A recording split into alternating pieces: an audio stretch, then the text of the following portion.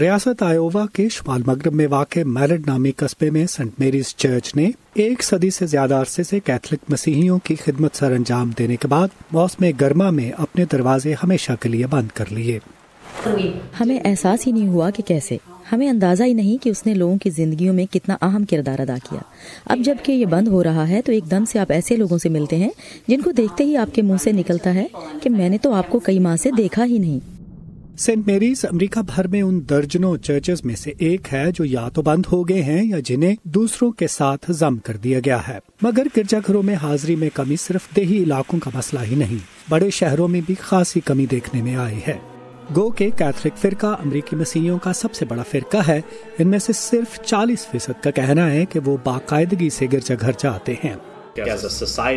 مجموعی طور پر پورے معاشرے میں ہی مذہبی رجحان کم ہوا ہے، اس لیے خاندانوں میں عقیدے اور چرچ کا کردار اتنا اہم نہیں جتنا پہلے تھا۔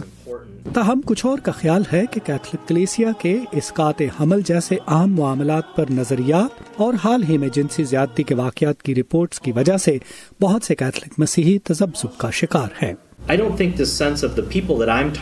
جن لوگوں سے میں ملتا ہوں اور بات کرتا ہوں اس سے مجھے احساس ہوا ہے کہ لوگ در حقیقت چرچ سے دور نہیں ہو رہے، بلکہ پہلی دفعہ وہ غصے میں ہیں اور چرچ کے جواب کے منتظر ہیں۔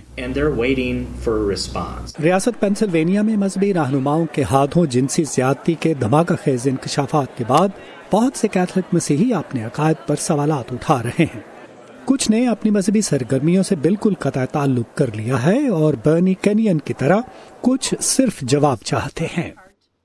ہمارے چرچ میں، ہمارے خاندان میں، ہمارے سماجی حلقے میں ہم پیچھے نہیں ہٹ رہے۔ ان تازہ سکینڈلز کا چرچ کی حاضری پر کیا اثر پڑے گا اس کا شاید اتنی جلدی اندازہ نہ ہو، مگر پہلی دفعہ کیتھولک مسیحی صدیوں پرانی روایات کے خلاف لڑ رہے ہیں۔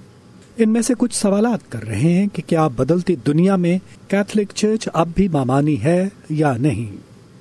تریسا کروک کے ساتھ ندیم یعقوب، اردو VOA۔